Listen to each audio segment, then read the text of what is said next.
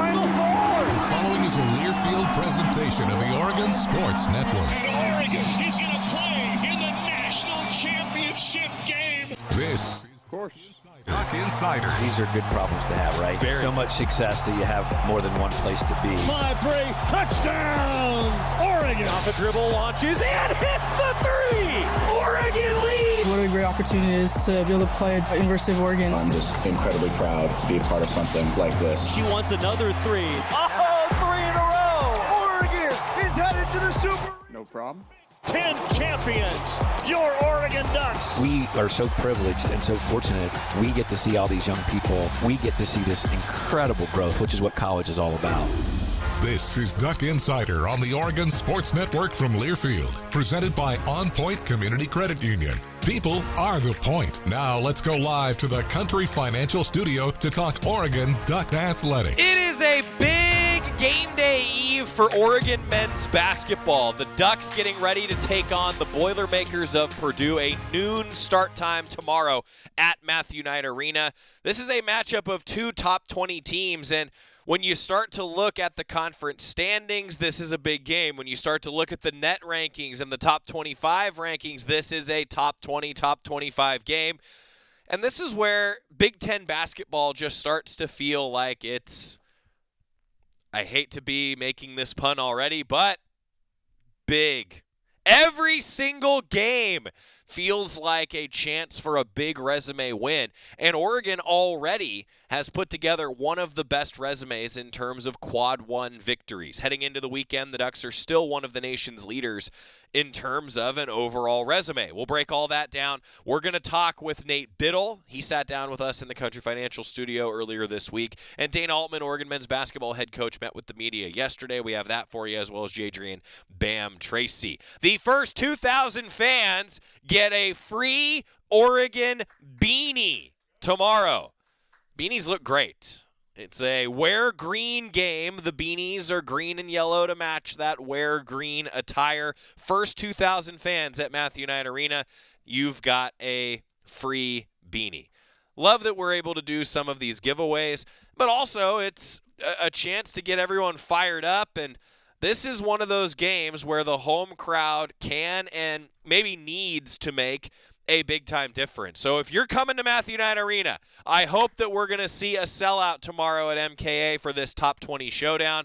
If you're coming to Matthew Knight Arena, you can be a difference maker for Oregon men's basketball with that noon tip-off against Purdue tomorrow. Now, before we hear from Nate Bittle, news today, a statement from Oregon Athletic Director Rob Mullins on the departure of volleyball head coach Matt Ulmer. He has accepted the head coach role at Kansas. Rob Mullins saying, quote, "We want to thank Matt for all his efforts and successful seasons with the Oregon volleyball program, and we extend our best wishes to him and his family in this next phase of their journey. A national search is underway for the next leader of Oregon volleyball, and we look forward to finding a new coach who will build upon the strong foundation in place for our program and provide a world-class student-athlete experience. Erica Dillard has agreed to serve as the interim head coach for the program, and we are grateful for her willingness to assume this role." That's Oregon Athletic Director Rob Mullins on the departure of Oregon volleyball head coach Matt Ulmer. He is heading to Kansas as the next head coach of the Jayhawks. Now, on a personal note, any of you who have watched my conversations with Coach Ulmer over the years, and you've heard the jabs that we will throw at each other, I consider Coach Ulmer a friend, and I wish him nothing but the best in his next step in his coaching career as well. The Ducks won a lot under Matt Ulmer, and I certainly am really grateful for his time coming on the show. And like with every coach and career move, it can be difficult, but I'm confident because, as Rob alluded to, that foundation is in place for Oregon volleyball to be successful. And as news breaks and interviews take place, and we'll eventually know who the next leader of the program is, I'm sure that we'll have them here in the Country Financial Studio. But I mean this, Coach Ulmer, it's been a pleasure. It's always fun whenever you get to have that conversation with Coach Ulmer, and wish him the best on a personal note. Now, getting back to men's basketball, first 2,000 fans, that free Oregon beanie, wear green, Oregon, Purdue. Noon is the start time, and we had a special guest in the Country Financial Studio, a chance to, in some ways, right a wrong by no fault of Nate's or mine or anybody's. It was just the nature of the way that his career has gone. We had not yet had Nate Bittle, even though he's a veteran of this Oregon basketball program. We had never had Nate Bittle in the Country Financial studio. So as part of our Toyota Coaches show, we got Nate Bittle in the studio for the first time, and we discussed what it's been like. The fact that we haven't had him in here. He's gone through some injuries, some adversity in his career, and now putting together an all-conference type of season. Part one of our conversation this week with Nate Bittle. All right, we were discussing before we pressed record that Nate Bittle, everybody, Nate Bittle here in the Country Financial studio. So, Nate, just the way the schedule worked out last year, every time I was going to ask you to come on, one, it was when you got your wrist, then it was when you got sick, and so I'm just glad that we could finally get Nate Bittle into the studio. Yeah. Welcome. Appreciate it. To the studio. Okay, so we have a tradition. Cool. You have to tell your 2-minute life story the first time that you sit in that chair. And it feels odd that I'm asking the veteran that you are that question. Yeah. But the 2-minute life story of Nate Bittle, we are competitive. I fully expect you to beat Jackson Shellstad's minute 58. Minute 58. You have to be I think I could do that. as close to 2 minutes as possible. Cool. Ready? Yep. Set, go. What's up, guys? I'm Nate Bittle from Southern Oregon, small town down south. Grew up a Ducks fan my whole life. My dad played college basketball. My mom played college softball.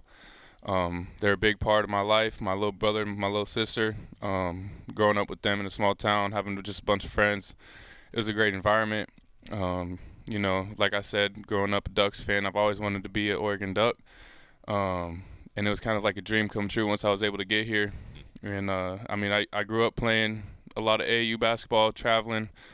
My mom and dad had to make a lot of trips for me, from going down to my first AAU team out of the state was Northern California. Mm-hmm. So after school, my mom used to drive me down. We had a Sprinter van, and my mom used to drive down there about 5-6 hours almost every weekend. It takes a toll on my parents and stuff like that, but we got it done. And then after that, I moved. I didn't move. I started playing on another AAU team. It was the same West Coast Elite down in LA. So my parents were always traveling with me in there. My sister, she's a volleyball player, so they were also traveling with her. So every weekend, my parents were all different places across the states and everything like that. But, I love the sacrifice they made for me and my family and my little brother and sister too. And just this has always been a dream come true. Minute 30.26. No. You got an extra 30 if you need it. What'd you miss? Anything What'd I miss? Resume. Go. Just growing up in a small town too, there's not a lot to do besides hanging out with friends, going fishing. I grew up hunting too. Yeah. We got a mall, but it's not that big. There's not a lot of shopping to do. It's just a different environment than a lot of kids from bigger cities, and I like how it paved me. Yeah. That was pretty good. You ended up at a minute 47. That was good. Hey, I'm telling you, when Jackson hit a minute 58 on the nose. What did Jackson talk about? Similar to you, to be honest For with real? you. Look, when you get old like us, it's easier to fill up 2 minutes. Yeah. By the time you go make millions as an NBA player, then we'll be able to fill up that 2 minutes, right? Yeah, right. So I think that's pretty good, Nate. Yeah. But as you can imagine, I have multiple follow-ups. Yeah. Who's the best athlete in the family? Probably my sister. Really? Yeah. She's pretty athletic. Just volleyball, you got to be able to jump and everything like that. So she's an outside hitter too. So I'm glad that you brought up though your mom and dad. both athletic themselves. Yeah. Believe in sports. Were you the kid that just had every sports ball in his hand when he was 1 year old? Yeah, I grew up too in high school or before high school. I played football, basketball, and baseball. I was a pitcher and first baseman. Yeah. You had that baseball. Stretch in baseball, right? Yeah. Right, and then for football, I was a tight end, but I was just a tall, skinny tight end, so it wasn't nothing. I knew football was never going to really be nothing for me. Really? And then basketball, I've always enjoyed basketball. So basketball was your sport. You knew it early on. When did you know? When was it oh, this is it for me? I would probably say going into my freshman year of high school, just because I was always a 3-sport athlete, and then once I got to high school, baseball was kind of hard just because I was playing AAU basketball and all that kind of conflicted and stuff like that. So eventually, once I got to my freshman year of high school, I just stuck with basketball. When did you first dunk? It's funny because at our middle school we had a side hoop that was like a little bent. So I think it was probably like seventh or eighth grade. That's pretty good. Yeah. How tall were you at that point? Do you remember? I might have been like, I think I was maybe 6'4", 6'5". Yeah. Seventh grade Nate Bittle was taller than everyone else. Yeah. Like were you the only like super tall family and super tall guy in the town? Yeah, but then a little later on, there's a kid named Austin Maurer. He plays at GCU. He's from Medford too, and he ended up growing up to be like 7 foot. I think he's a foot or two. Yeah. So something in the water for the two of you. I was curious, man. You mentioned like the small town, like. You know, your family sacrificed in order for you to go play at some of these high-level plays. Like, think back to, like, young you, if you could. Like, what's going through your mind when you're just like, oh, we're just getting in the Sprinter van. We're traveling. Like, you appreciate it now, but what was it like back then? I mean, looking back now, because I'm older and stuff like that, it just kind of makes me realize how much my parents did for us. But back then, it was just like, man, I'm getting in the car. We got this long drive. My mom, I used to have to read books for this one class. So my mom, we would put on like the audio for the book, and we would put an air mattress in the back of the Sprinter van, and I used to fall asleep while the audiobook was going. Really? Eventually my mom, she would realize that I was asleep in the back, and she'd probably been listening for extra 30, 45 minutes, and she used to turn around and she just yell at you. Just mad. What are you doing? Wake up. We got this book. I'm like, I'm tired, trying to sleep, but it was pretty funny. My mom, she's always been a big help to me and what I've done. So that's cool. I mean, it's cool to hear. You know, you think about your career so far. I mean, if I told, say I tell 17-year-old Nate that you'd be sitting in this chair today doing this, I mean, what would you have said at that point in your life? I don't even know. Just probably that's not realistic until I eventually, got to the point where I'm at. So, so you mentioned you grew up a Duck fan, right? How often were you coming to Duck games? That's a bit of a drive, I know, right? Yeah. So there's a funny story. The Oregon basketball team camp, the men's team camp. Yeah. When I was younger, I came to like the individual camp, and I ended up winning. I think it was like defensive MVP or something like that. Okay. And this was I don't remember what grade I was in. I was probably early middle school or something.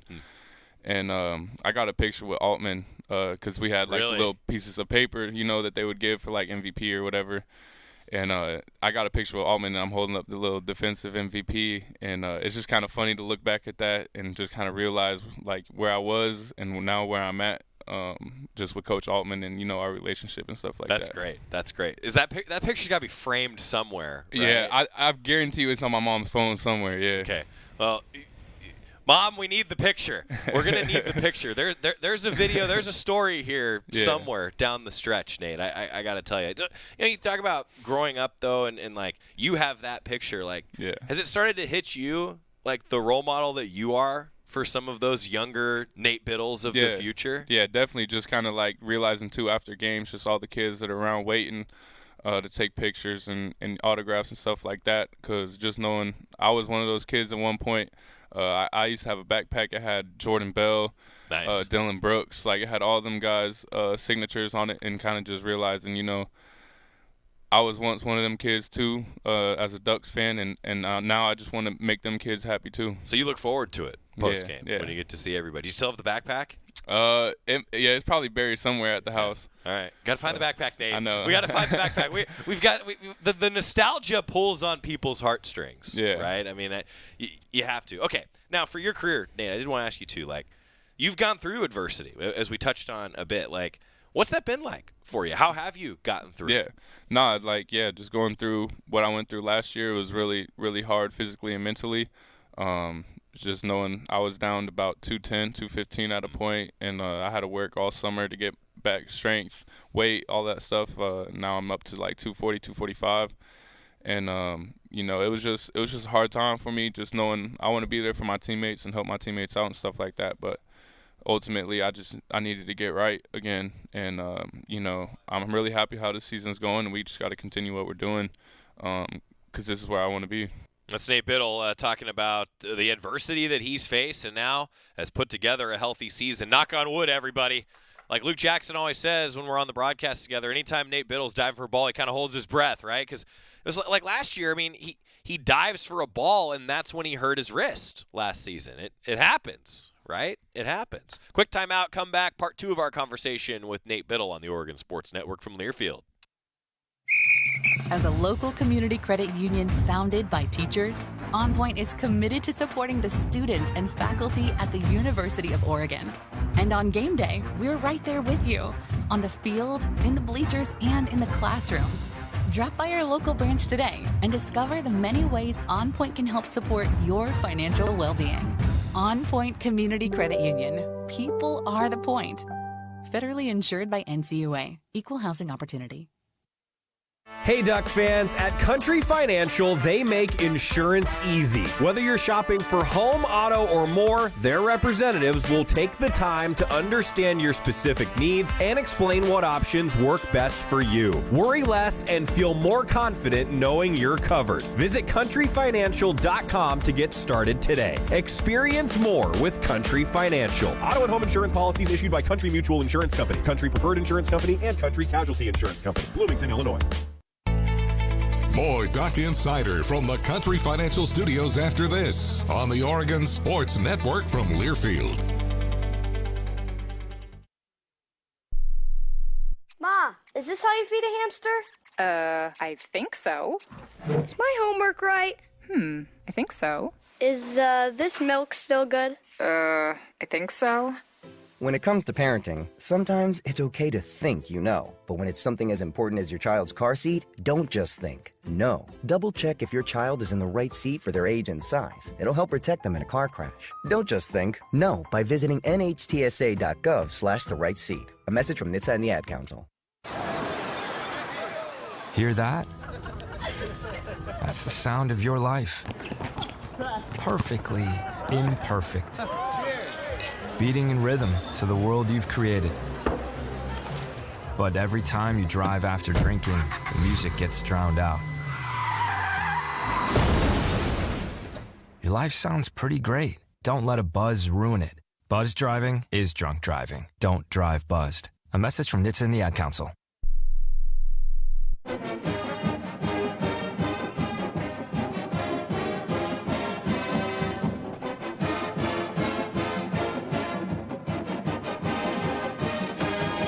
We're getting ready for a big-time men's basketball showdown coming your way tomorrow. Oregon faces Purdue, the Boilermakers, with a noon tip-off, 11:30 pregame show with myself and Luke Jackson across the Oregon Sports Network. Televised on NBC and Peacock for you for that noon start. Wear green. First 2,000 fans get an Oregon beanie.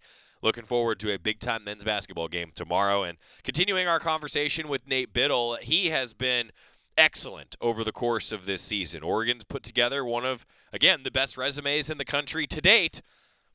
Got to keep it up with a home win over Purdue. Defending home court, Coach Altman continues to discuss how big of a deal that is. Part 2 of our conversation with an outstanding player in Nate Bittle. I'll tell you, the coaches talking with me have said a couple times, like, just the way that you've matured and worked on your body. Like, so how big of a deal was that in the offseason? Like, take us through the offseason if you could. Yeah, the offseason was just every day I was in there with Cliff, our strength coach, just trying to little by little, stack days. And once you stack days, them turn into weeks to months. And that was just a big part of what I was doing, and then just staying consistent in the gym. There's no bigger preparation to play a sport than, getting ready and doing your workouts and stuff like that, just because getting yourself ready, that just builds confidence. And once confidence is going, it's a crazy thing. I think that's good advice for anyone that goes through injuries. I mean, now that you've gone through that adversity, what do you tell people? I mean, I imagine some people have asked you that, like, Nate, how do I do this? How do I get through it? What do you tell people? Yeah, it's going to take time. You can't give up. You just got to keep going. Like I said, days turn into weeks and weeks turn into months. You just got to stay consistent because, you're not going to change. You're not going to see change after 1 week. You're going to see change after, multiple weeks, multiple months, and you just got to stick the course ultimately. Larger picture too. Again, talking about like young people, your role model. Like, what do you tell the 7th grade basketball player right now? What do they need to do to get to where you are? Just stay consistent. Growing up in Southern Oregon, I didn't have a trainer really. It was just me and my dad. My dad, he set some records and stuff at his school when he was playing there, and there's nobody to really work out with besides him back home, and he was hard on me. Definitely, there were days where he was throwing balls at me in the gym, and you know, kind of just them days that we just butted heads and stuff like that. But you know, you just gotta stay consistent. Just get your shots up every day. Stay consistent in the weight room. That's probably one thing I wish I would have done more. Younger me is just be in the weight room more, because when I got here, I wasn't ready for the physicality of college. So you just got to stay consistent. When did you first beat your dad in a one-on-one game? Man. Because that had to be like a momentous moment for you. Yeah. Right? Yeah. I can't even remember, honestly. But there were times, I don't know if you know Aiden Mahaney. Yeah. He went to St. Mary's in UConn now. During COVID, he flew up and stayed at my house because he's from the Bay Area. Okay. And we have a basketball court in our backyard, and me, him, and my dad were out there playing ones for like 2 or 3 hours during COVID. You know, my dad's a good shot. He can get a bucket. He's just strong, physical. He still plays basketball 3 times a week. They wake up Monday, Wednesday, and Friday and play at 5 a.m. Nice. Him and a bunch of like his friends and old guys that used to play college ball, and then that competitive energy stays. Yeah, definitely. And then there's like some Southern Oregon University down there. They come and play in the morning during the summertime when they don't have nothing to do. So it's good runs. So when I go home, I try to go get in there a little bit, get some shots up with them. But no, my dad still plays to this day, and yeah, I know I've beat him a bunch of times, but when I was younger, he used to just bully me. I mean, I gotta say, so like Nate, my kids are 2 and 7 months old, and the day that they beat me at something where I'm like good at it and I'm actually trying will be both the saddest and proudest day. Right? Of my life. Yeah. So I get it. I totally understand. My dad probably still think he could beat me to this day. That's competitive, right? You're gonna maintain that forever. You know, your game, Nate. Like, I feel like you have often been viewed as like the modern big man, right? Where you play around the basket and you can step out and hit the three. Like, how did you develop that type of basketball game throughout your life? Did you know that you could kind of be that kind of a guy? Yeah, ever since I was little, we got this little thing called Junior Comets back home. It's kind of like the younger kids group, and I've always shot the ball there. Like I've always kind of just played. Yeah. There was never no you're inside, you're a big man. Like working out with my dad too. My dad, we were always working on shots, post ups. We used to do stuff off the dribble. I think it was my sophomore year of high school. My point guard, we were in Hawaii for a tournament, and he broke his wrist over there. And my coach was like, "You're gonna bring the ball up." So I was a little point forward, like in high school and stuff like that. Point center, probably. Point center, yeah, school. point center, yeah.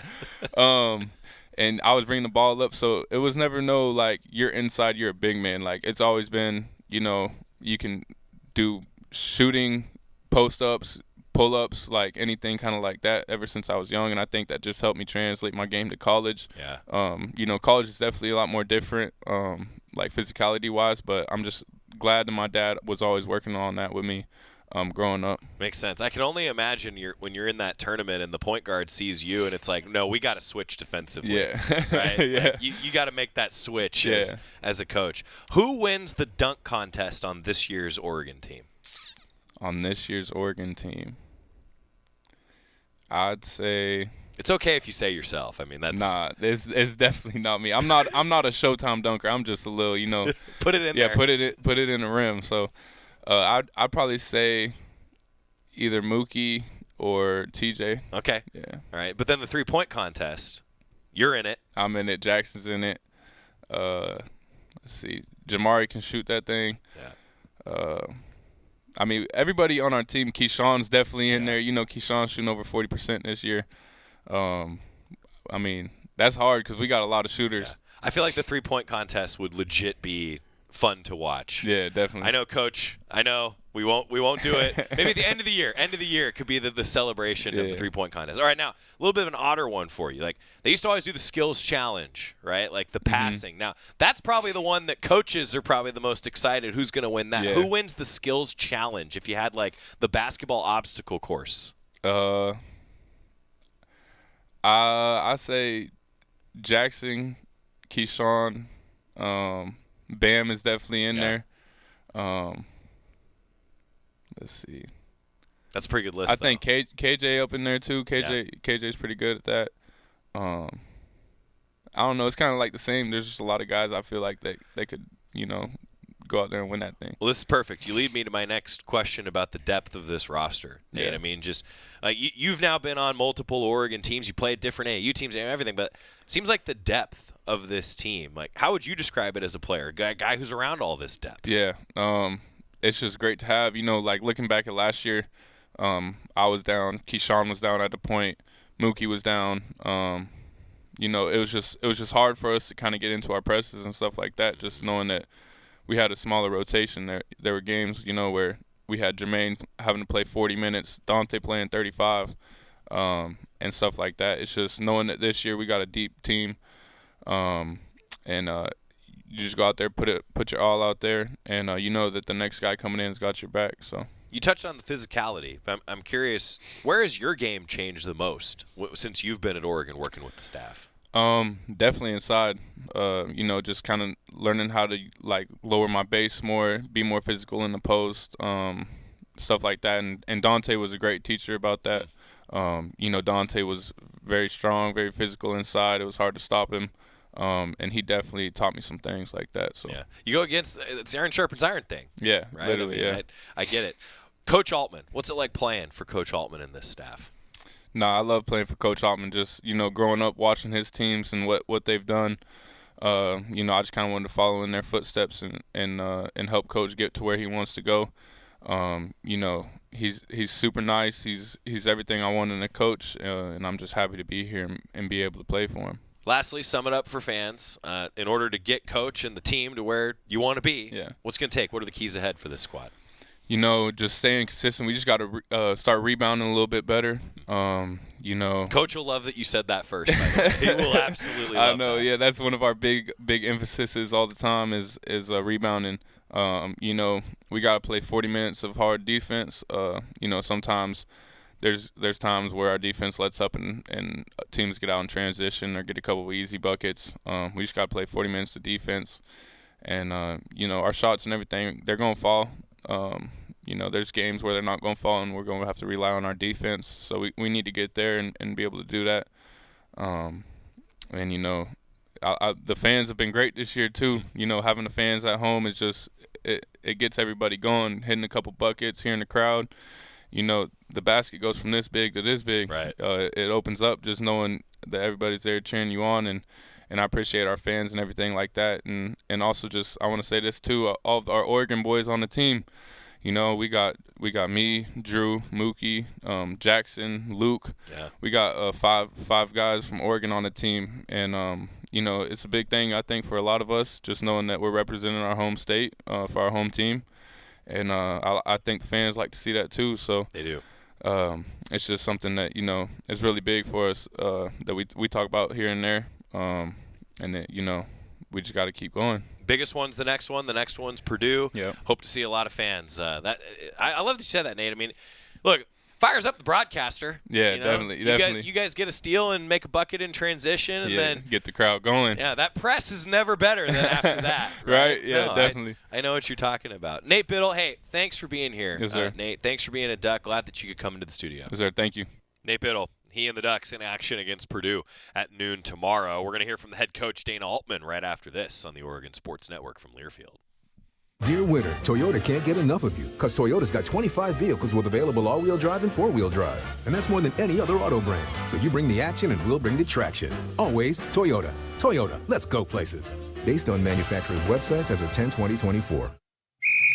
As a local community credit union founded by teachers, OnPoint is committed to supporting the students and faculty at the University of Oregon.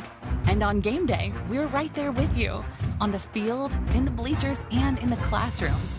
Drop by our local branch today and discover the many ways OnPoint can help support your financial well-being. OnPoint Community Credit Union. People are the point. Federally insured by NCUA. Equal housing opportunity. Dear winter, Toyota can't get enough of you because Toyota's got 25 vehicles with available all-wheel drive and four-wheel drive. And that's more than any other auto brand. So you bring the action and we'll bring the traction. Always Toyota. Toyota, let's go places. Based on manufacturer's websites as of 10/20/24. your daily dose of Oregon athletics. This is Duck Insider from Learfield. Hey, so what's a great way to spread awareness that driving high is illegal everywhere? A catchy song, of course. You can run, but you can't drive high. You can run, but you can't drive high. Friendly reminder, don't drive high. If you feel different, you drive different. Brought to you by NHTSA and the Ad Council. Are you prepared for an emergency or disaster? Because it's not a matter of if, but when. Don't find yourself saying, when the storm rolls in, my time to find a pet-friendly evacuation center will have run out. The scorching heat wave will leave me powerless to cool my insulin. I'll face a hurricane without meds. Now that's a tough pill to swallow. Let's prepare so we all have a better story to tell. Get started at ready.gov/older adults. Brought to you by FEMA and the Ad Council. You know you make me wanna kick my heels up and throw my hands up and throw my head back and come on now, don't forget to say you will. It is Duck Insider, presented by OnPoint Community Credit Union. I said that I was going to play the Dana Altman clip coming up. I've changed my mind. We just like to keep Saul on his toes over there. Instead, let's stick with the student athletes and hear Coach Altman next segment. Jadrian Bam Tracey met with the media as well yesterday. And, Coach McKenna said it when we talked with him earlier this week that how can you not root for Bam Tracey? Just such a great guy, the way that he goes about his business. Bam Tracey talked with the media. He was at the podium at Matthew Knight Arena yesterday.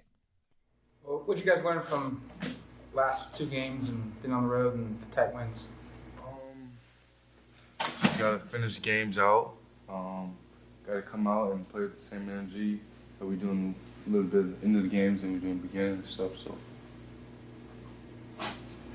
what is it as a player, man, to be able to close and have that resilience that this team has? Like it's hard to describe like an intangible quality, I suppose. But like how do you manage to keep that level mindset mentality to where the moment's not getting too big, where you're able to make these comebacks on the road a lot or neutral site, whatever. Like there's a lot of things that would be against you guys over and over again. Yet you seem to keep pulling through over and over.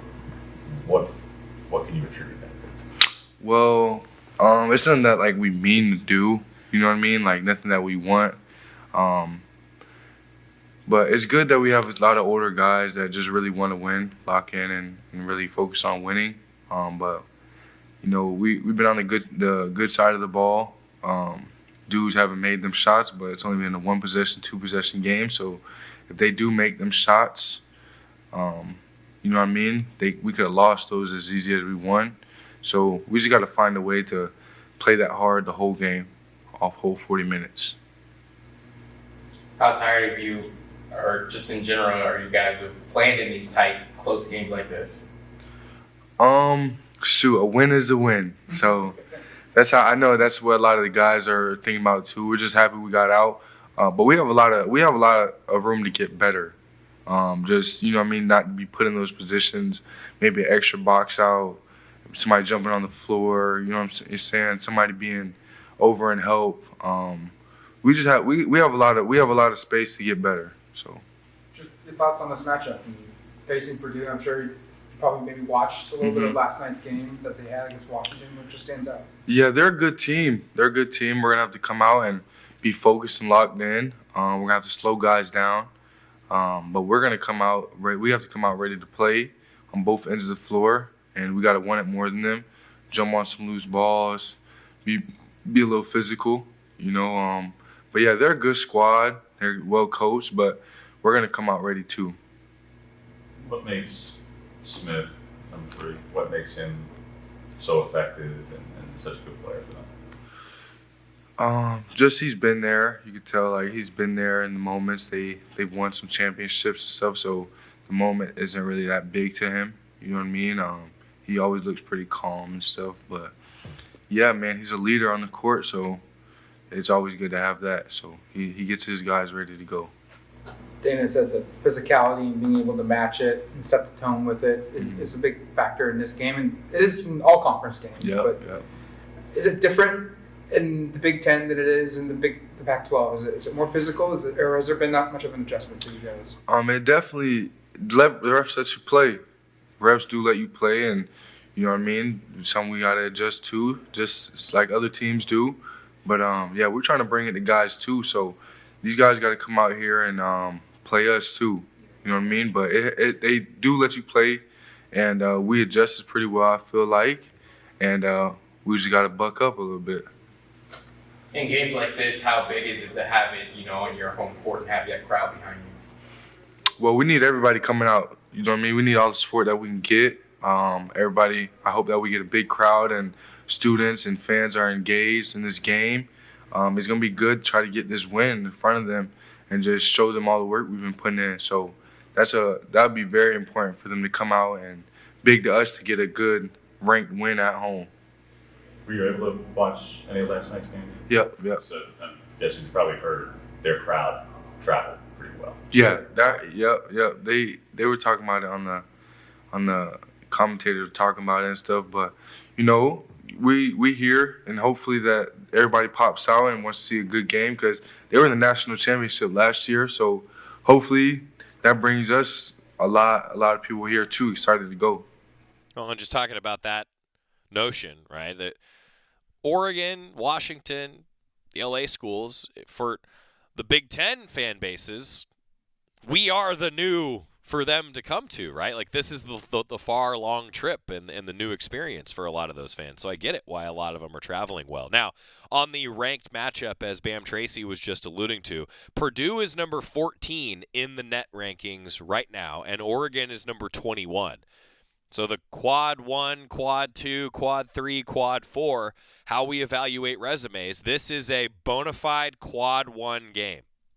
Oregon wins this, that resume looks a heck of a lot better. These are two of the top teams in the Big Ten, not just in conference standings, but in the national metrics.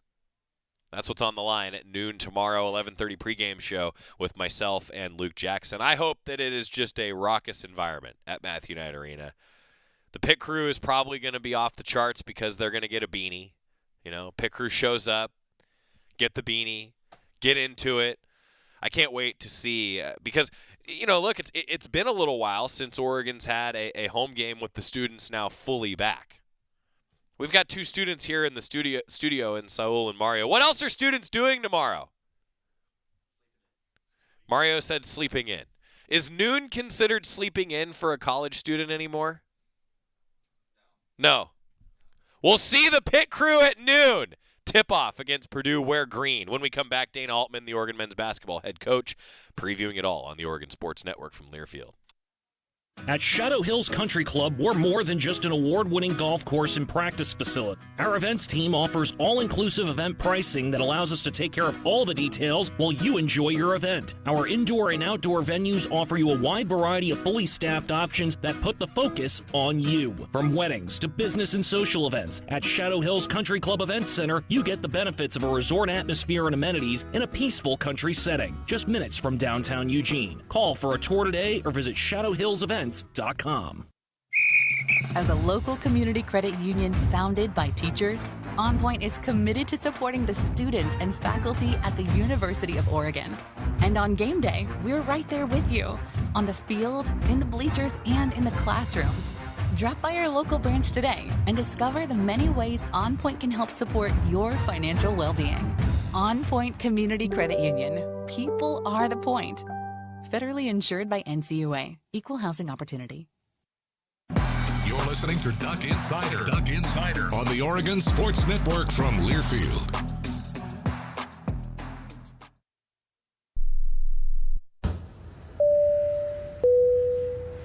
This is your captain. We are going to be experiencing some slight turbulence. Please fasten your... Oh, hold on. Just got a video of my cat. Imagine the pilot of an airplane was as confident as you are texting and driving. Seems kind of crazy when you put it like that. Visit StopTextStopWrecks.org. A message brought to you by the National Highway Traffic Safety Administration, Project Yellow Light, and the Ad Council. comes to a gun suicide attempt, all it takes is a moment.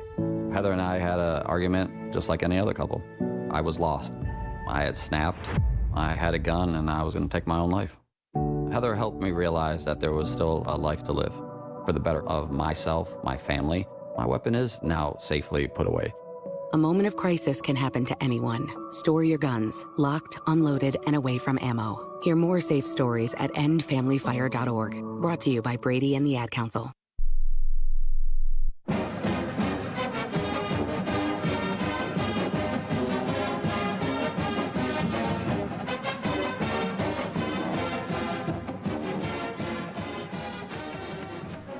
The band will be playing that song a lot tomorrow, a noon tip-off for Oregon men's basketball taking on Purdue. We've also got Oregon tennis in action at the Student Tennis Center today, a doubleheader. Oregon women's tennis is in action. They were leading Portland State at last score check, and then if you're live with us in the 1 o'clock hour, they will also play Montana coming up a little later on today. The rest of the weekend ahead for you still to come, but I do want to mention Oregon women's basketball taking on Iowa. 1:30 pregame show on Sunday, 2 o'clock tip at Matthew Knight Arena. Dana Altman, Oregon men's basketball head coach, previewing Ducks Boilermakers, a noon tip-off tomorrow. What do you guys want to talk about? Takeaways for the week and just what it was like going on the road, winning 2 games in the way that you guys did. 2 close ball games. The guys figured out a way to get both of them. In both games, it was different scenarios that situations we had to overcome. But I thought the guys stayed together, came back from deficits in both games. Really disappointed in the Penn State game, the turnovers there before half that, cut it from a 14-point lead to a 7. We kind of gave them an opportunity to get back into it really quick. But for the most part, the guys, really worked on scouting reports, tried to follow the game plan. I thought we played pretty hard in both games. Tried to overcome some mistakes that we made during the ball game and put ourselves in tough spots, but they made plays when they had to. Is Jackson doing anything different other than the shots are falling? Is there some, are they playing, the team starting to play him different, or is he countering what they were doing to? No, I think he just hit a few shots. I'm most pleased with his defensive effort. He's really graded out much better the last 3 games defensively. And I asked him, if that was because he was shooting it better, or did he start playing a little defense and everything clicked? I'm not sure, but the ball has gone in the hole for him, and that helps any player get their head up and fly around, gives them a little energy. But he has played awfully well offensively and defensively the last 3 ball games. Beneficial to have these grinded out games, especially this point of the season, but does it ever get tired to be so stressful in those closing minutes? Wouldn't it be nice to have a little separation there? Well, absolutely. It would be great. But like I said, the guys are finding a way to win ball games. And but yeah, it'd be a lot easier on our staff, on everybody to pull away a few times.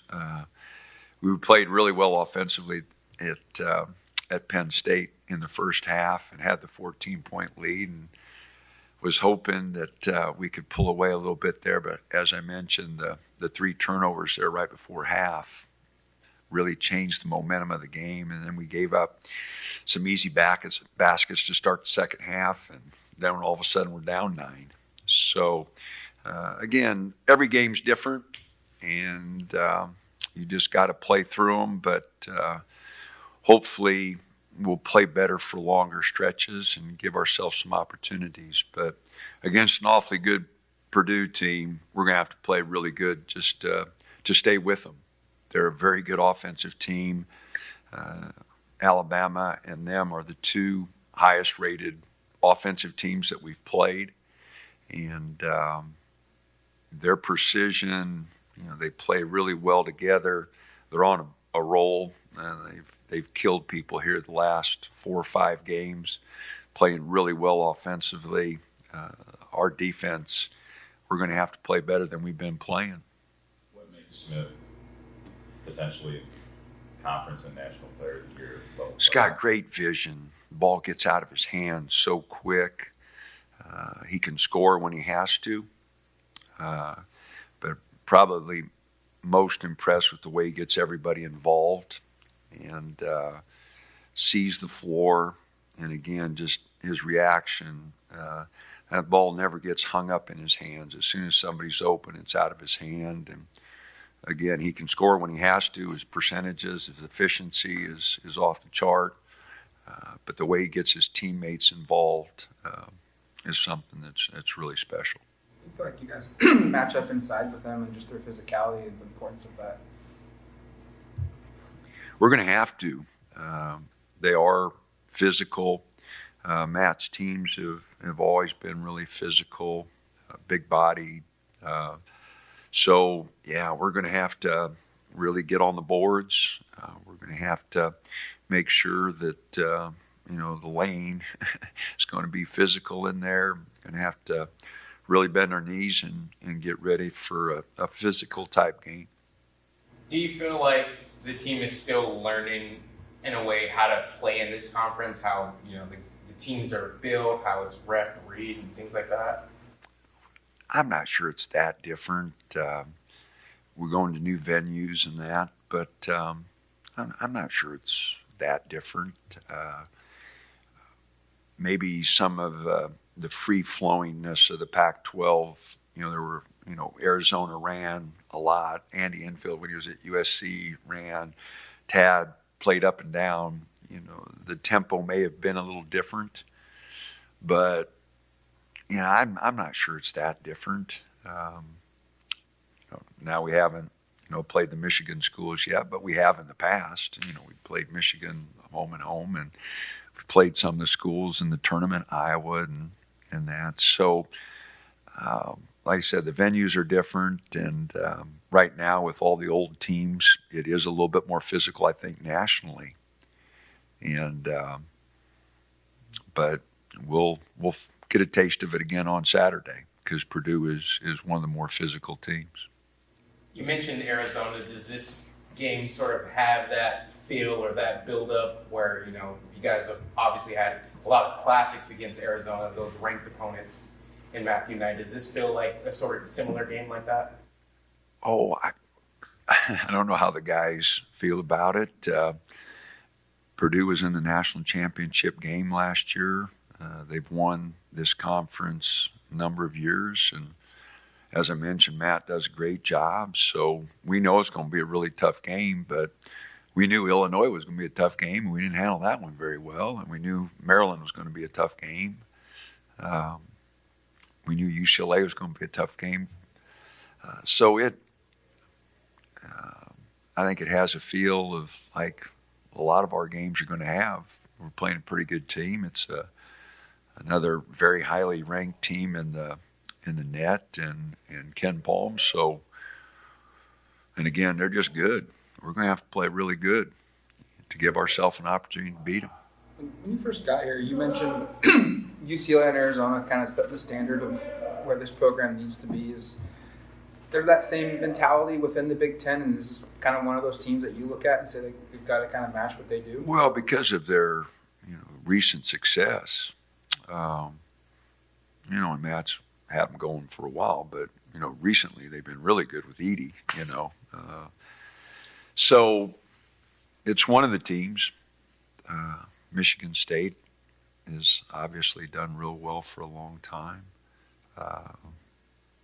So there's a number of teams that are playing very well, and Wisconsin's been up there. They've been to a couple Final Fours. So a number of teams that have played pretty good.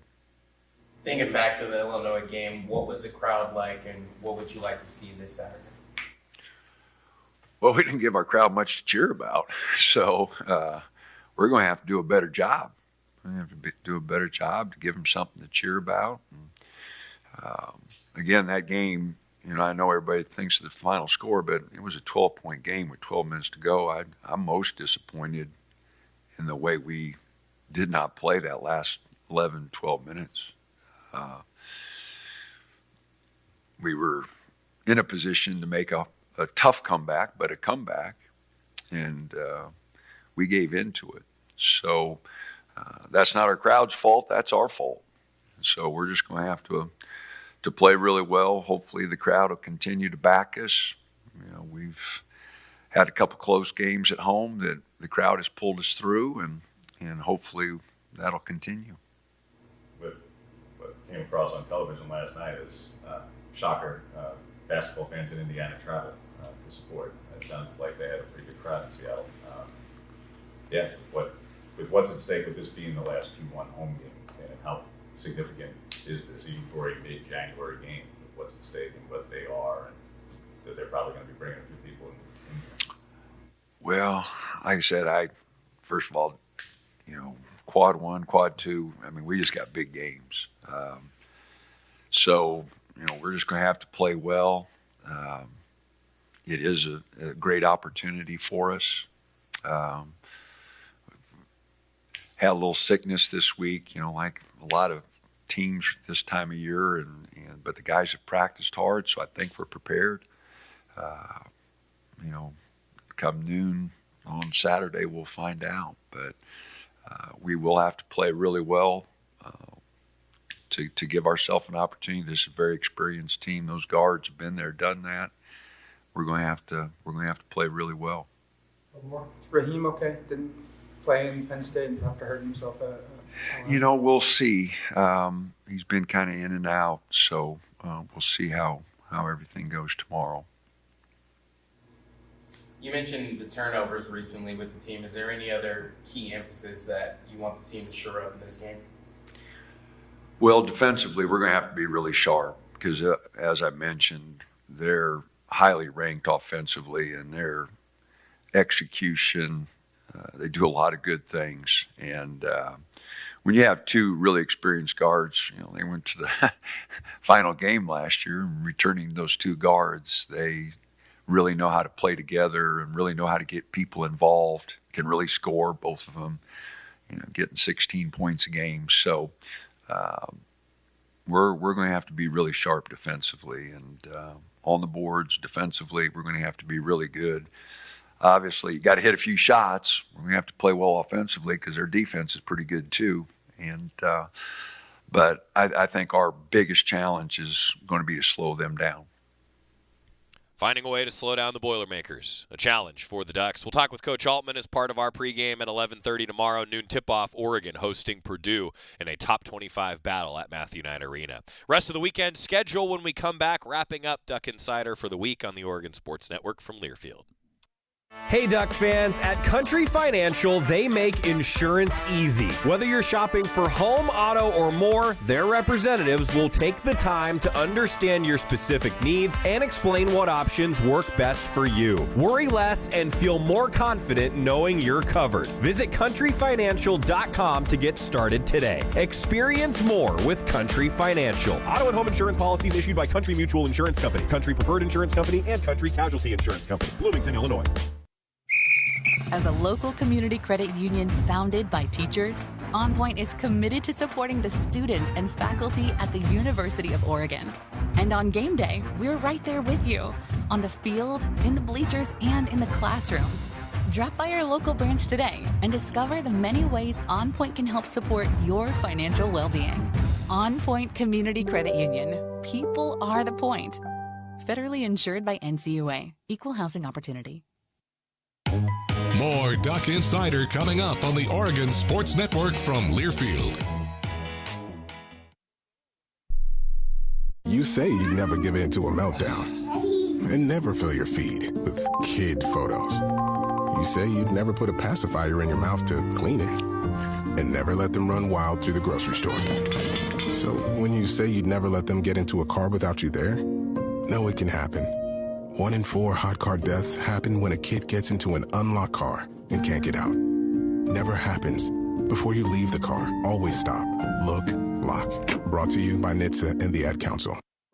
The possibility of lung cancer can be pretty scary, especially if you're one of approximately 8 million current or former smokers at high risk. That's why SaveByTheScan.org wants you to know that now there's a breakthrough low-dose CT scan that can detect lung cancer early, and it only takes 60 seconds. You stop smoking, now start screening. For an easy quiz to see if you're eligible, visit SaveByTheScan.org. It could save your life.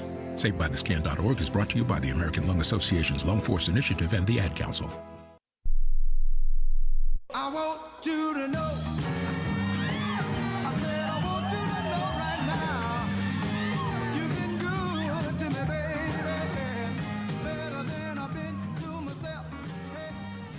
Final segment of Duck Insider on a Friday. We're getting ready for Oregon men's basketball tomorrow and Oregon women's basketball on Sunday. Women's tennis at the Student Tennis Center, sweeping Portland State. Good job, Courtney Nagel's team.